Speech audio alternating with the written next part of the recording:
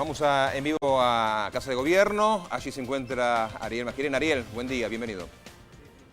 Buen día, Alejandro, Lourdes. Y naturalmente el tema central del diálogo que cada mañana tiene el jefe de gabinete Aníbal Fernández con los periodistas fue precisamente este paro convocado por la UTA, que ha incidido fundamentalmente en la imposibilidad de muchos argentinos de llegar a sus lugares de trabajo. Pero escuchemos al ministro coordinador.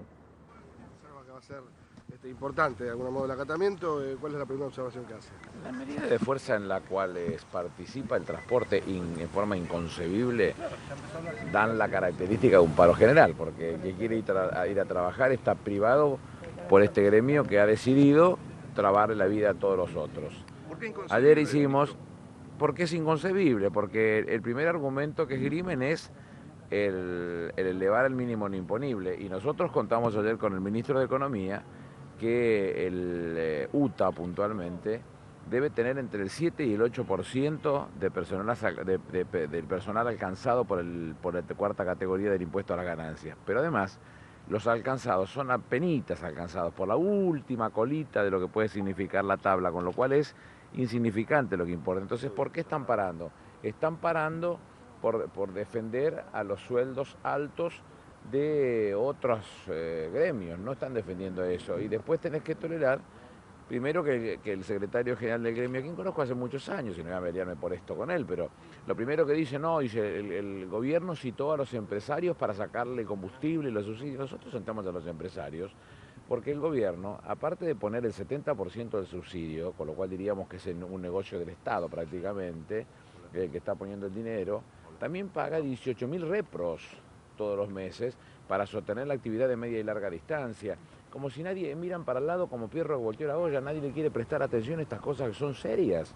Y que el nivel de inversión que se hace, en este caso, para que la actividad se sostenga, para que no haya conflictos, para que pueda trabajar el trabajador y viajar dignamente como corresponde, para que se mantengan unidades pulcras y nuevas y cuidadas también, no se tiene en cuenta, nada de eso se tiene en cuenta. Y el Estado, que es en nombre de todos los argentinos, que el que pone este subsidio para que se pueda sostener la actividad, termina siendo como cornudo y apaleado, porque el empresario es el empresario y el trabajador es el trabajador, y el Estado pone la plata y le hacen el paro al Estado. Entonces lo que llamamos la atención ayer a los empleadores, y que terminaron dándonos la razón, es que ellos tienen la responsabilidad de expresárselo a los trabajadores y marcarles el punto. Y nosotros tenemos la necesidad también de que ellos pongan la cara y que cuenten estas cosas, que hay 18.000 repros, que hay una inversión muy importante por parte del Estado argentino en representación de todos los argentinos, del 70% de la inversión en subsidios, después de haber controlado las estructuras de costos, y que lo que es importante en esto es que sigamos insistiendo en que no se puede tomar esta cosa por juego, y pareciera que así se hiciera.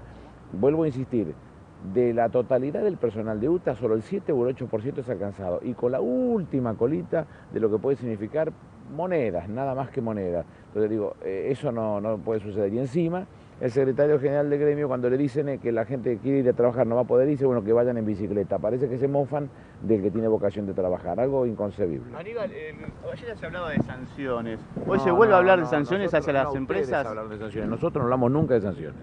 Nosotros no. Ustedes pueden ser, no sé, no me meto en sus vidas. Nosotros no hablamos nunca de sanciones. ¿No se está pensando en ninguna sanción? No. ¿Y cómo sigue, ministro, a partir del día de hoy, este tema de la puja salarial por ganancias? En el caso de UTA no tiene ningún sentido, se lo acabo de explicar.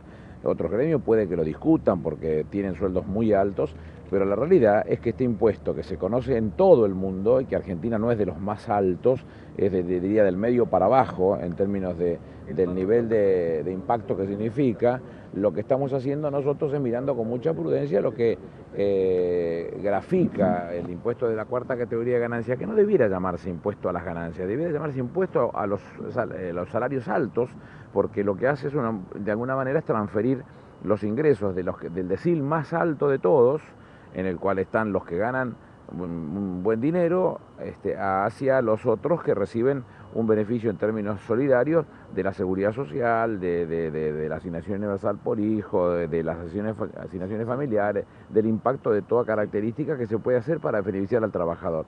Nunca nos correremos como peronistas del eje que Juan Perón definiera como como la columna natural del movimiento, que es el movimiento obrero. Nuestro pensamiento, nuestra concepción del trabajador es nuestra visión esencial en cualquiera de las discusiones. Ahora, cuando encontramos este tipo de situaciones que se plantea una visión como si fuese un hecho de la política, bueno, perjudica a mucha gente que quiere seguir trabajando, que hubiera trabajado el 95% de la gente, no tengo ninguna duda.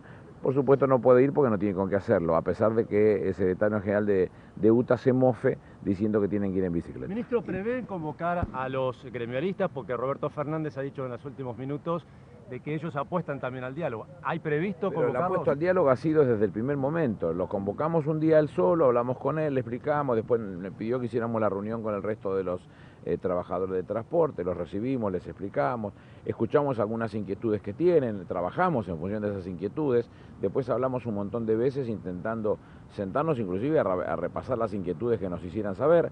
Nunca pudimos volver a juntarnos en ese tema y ellos en forma casi unidireccional se tomaron a llevar a la práctica el paro.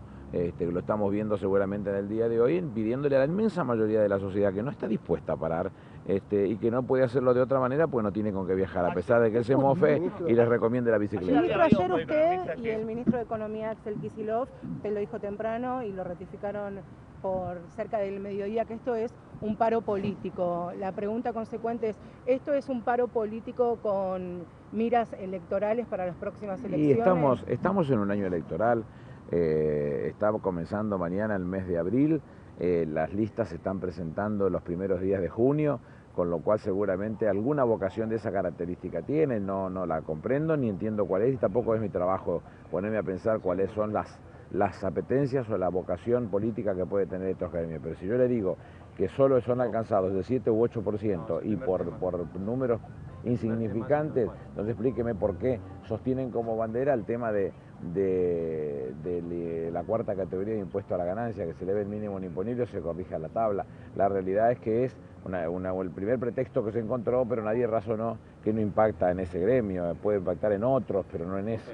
Ayer había varios economistas diciendo lo siguiente, dicen, el impuesto no se modifica desde hace 1 año y medio, y en 1 año y medio aproximadamente hubo un 30% de inflación. Los economistas revolean con la inflación hace mucho tiempo, ya lo vimos, esta paparruchada que hacen de mandarle a algunos diputados un número que inventan. Vuelvo a insistir en eso para que quede gráfico. Para los que estudiamos alguna vez estadística, el índice que se utiliza es un índice que se conoce como el índice de las PER, que es la sumatoria, porque se toma los precios de todos los días, la sumatoria de la canasta de productos por los precios del día sobre la sumatoria de la canasta del producto por los precios de orígenes, todo multiplicado por 100. Esto da un número que comparado con el mes anterior nos muestra cuál es la variación de los precios. En lugares que no se conocen, son secretos, por definición del propio índice de precios al consumidor nacional urbano, que es muy nuevo, comenzó en enero del año pasado, y porque además se necesitaría una cantidad de gente muy importante para poder levantar semejante cantidad de precios en todo el país, porque está NEA, NOA, Cuyo, Pampa, la Patagonia y lo que es todo el conurbano, que son 42 distritos más la Ciudad Autónoma de Buenos Aires. Se necesita una cantidad impresionante de gente que ninguno podría ponerla, solamente para tener un número nadie la pondría. Lleva más de, no sé, debe ser 80, 90 personas trabajando solamente para levantar el índice. Se imagina que nadie las pagaría para tener un número solamente y van a gloriarse de tener el número. Con lo cual, ¿qué hacen? Revolea. ¿Vos qué pusiste? 2,4. Y yo pongo 1,4, 1,3. Porque le conviene o porque el que le paga del exterior le dice lo que tiene que poner para conveniencia personal. Entonces, lo que nos dicen desde ese punto de vista, ¿por qué lo tengo que creer? Si yo hoy a ese índice de referencia que tomo como índice de precios al consumidor nacional urbano, lo comparo con el cachanguito que siempre nos decían ese tema, yo voy al supermercado y pongo los 10 productos en el changuito y da exactamente lo mismo. Entonces no me pueden decir hoy que el impacto es otro, cuando en algún momento pudo haber sucedido un tema de eso por especulaciones, por estacionalidad, por un montón de cosas. Hoy no sucede eso. Entonces hay una vocación de exhibir alguna situación no deseada como tantas, como la que sucedió con Máximo con esta presentación, con tantas cosas como la que hacen, o el esquema mismo de Nisman, que ayer se los comenté. Yo estoy convencido que hasta, no sé si no cobró dinero para hacer esa operación que hizo contra la presidenta de la Nación. ¿Qué tiene para acerca de los piquetes? Esta acusación que apareció en el periodismo de que Máximo Kirchner es cotitular? Ayer hubo un comunicado muy bueno de Máximo que me pareció muy bien planteado desde su persona. Él dice que todo esto arranca desde Argentinos Juniors. Hasta ese momento era un pibe que jugaba con la Play y se mofaban de jugar con la Play. Pero cuando se plantó delante de 40.000 pibes de la agrupación que él conduce y les dijo las cosas que les dijo, le empezó a llamar la atención. Primero arrancaron que los buitres le habían encontrado una cuenta no sé en dónde, después apareció el tema de Otesur y después apareció todas cosas para enlodar a la familia. Le pegan a Máximo para pegarle a la presidenta de la Nación. Dos cosas injustas. Primero, porque la presidenta no merece que se la trate de esa manera. Y segundo, porque ningún ciudadano argentino, entre ellos Máximo Kirchner, no se merece que se lo trate de esa manera. ¿Qué es lo que dice la nota inmunda esa de Beja hecha por Cuitiño? Que es un típico rapaz utilizado para operaciones de toda característica, sobre todo con el Partido de los Trabajadores en Brasil, y que también lo utilizan en algunas notas operadas que paradójicamente siempre tienen algo que ver para beneficiar a los Estados Unidos o a Israel. Esas son las notas que él hace. Mugre pura, mugre, dice que hay dos cuentas en dos bancos. Uno es el Feldman, creo que se llama, el Bank de Delaware. Delaware es un distrito muy chiquito, no sé si es el más chico de Estados Unidos o uno de los más chicos, que tiene una particularidad, se lo considera el primer estado porque es una de las primeras 13 colonias inglesas que al independizarse fueron 3 estados y es el primero que aceptó 3 meses después la Constitución de los Estados Unidos, por eso se le dice el primer estado. Tiene 250.000 empresas y un sistema financiero laxo que permite cuentas de esta característica. Una cuenta abierta en Estados Unidos en Delaware y la otra, el Morval Bank, en Caimán, abierta desde Luxemburgo. ¿Saben una cosa? Máximo no sale del país con pasaporte desde por lo menos el 2001. Nunca salió. Mire qué son las cosas. Así que no pudo haber estado en Delaware para abrir la cuenta, ni en Luxemburgo para abrir la cuenta en el Morval Bank de las Islas Caimán. No estuvo, no pudo haber viajado nunca porque nunca salió una sola vez con un DNI a Uruguay. Nunca salió de la Argentina. Miren qué cosa paradójica. En otros cualquiera, hijos de gente con poder o con dinero, viajan 3, 4 veces por año afuera del país. Máximo no salió nunca. ¿Cómo le explican entonces ese verso que inventó? Pero además, por lo que él dice en su propio comunicado, lo que piensa hacer es querellarlos y que paguen por ello, porque los sinvergüenzas de afuera y de adentro que se agarran de esta situación para insultar, agraviar, porque son indefensos, él habla de eso, de indefensión, no tenés forma de pararlo. ¿Cómo haces para decir las cosas? Bueno, lo que tiene que hacer es meterse y ir con los tapones de punto a explicar las cosas que tiene que explicar, y esta es una de las broncas que tenía, que ayer estaba enojadísimo con esta misma situación, porque por la injusticia que representa, ¿no? Que uno tenga que estar en boca de estos sucios solamente porque ellos son sucios. Entonces vienen cualquiera esta porquería de tratar de trasladársela. Vuelvo a insistir, está todo dentro de la misma situación. La denuncia de Nisman, fíjese lo que dice el fiscal Moldes, le dijo a Joaquín Morales Solá que él no leyó la denuncia de Nisman.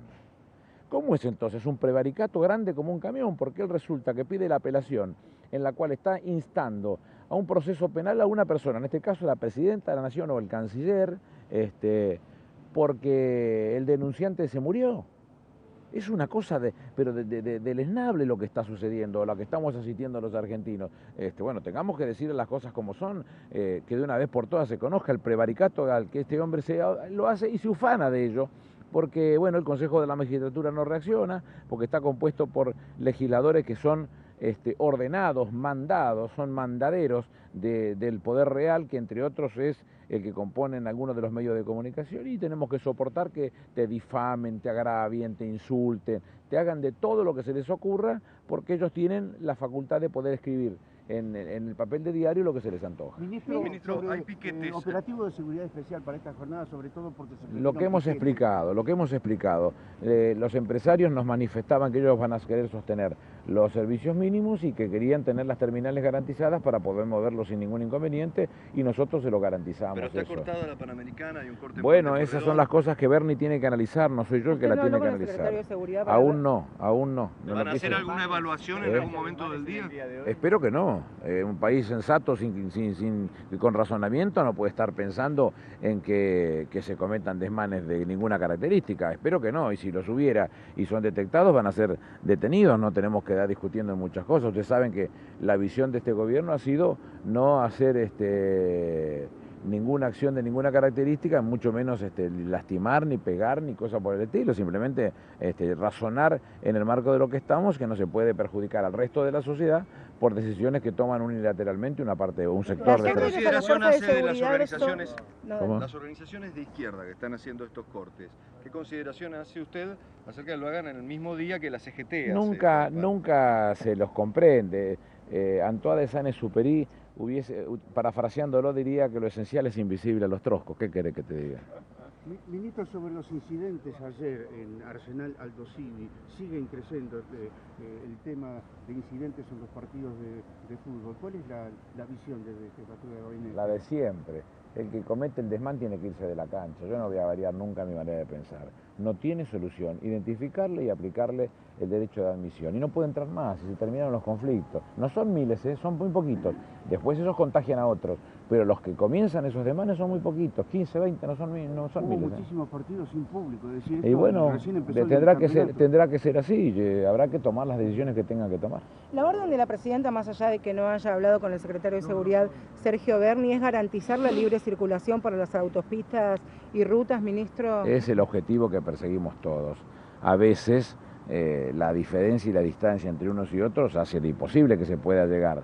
Magia no se puede hacer, vuelvo a insistir sobre este punto. Nosotros nos comprometimos a controlar las terminales, eso lo está haciendo el secretario de Seguridad, porque anoche a última hora hablé con él y lo tenían previsto, y seguramente en algunos casos en donde se busca esta situación de otra vez del piquete, como si fuese la solución de la vida, perjudican al resto de la sociedad que tiene derecho a trabajar, a estudiar, a pasear, a hacer lo que se le antoja, porque forma parte de sus libertades individuales, y no que 4 señores se les ocurra cortar porque sí, porque ellos creen que esa es un derecho que les asiste, y no es verdad. ¿Van a hacer una evaluación del impacto en todo el país? ¿Va a haber una comunicación del Sí, gobierno? seguramente lo hacen, esa cosa, el Ministerio de Trabajo. No sé si tiene mucho sentido ni cuál es el valor que tiene eso, porque, vuelvo a insistir, cuando usted tiene a los gremios de transporte formando parte de la vocación laboral de no estar trabajando solo por no estar trabajando y no porque haya una razón de ser en este sentido, con eso garantiza que haya una buena cantidad de gente que no vaya a trabajar. Entonces el número que yo le diga o que le diga cualquiera que haga ese análisis es un número mentiroso, porque le dice quiénes no fueron a trabajar, no le dice a quienes tenían ganas de ir a trabajar y no pudieron ir. Aníbal, usted tiene contacto permanente con la señora presidenta. ¿Cuál es la opinión que tiene ella respecto de lo que está sucediendo en el día de hoy?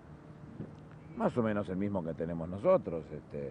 Tanto el ministro Kicillof y yo hemos expresado ayer lo que piensa el gobierno, y el gobierno se expresa por lo que le piensa la presidenta de la Nación. Nosotros somos en eso, no somos autónomos o no somos libres pensadores, formamos parte de una estructura en la cual más o menos trata de graficar las expresiones de quien toca conducir los destinos del país, y eso es lo que hacemos pacientemente y además convencido de lo que estamos haciendo.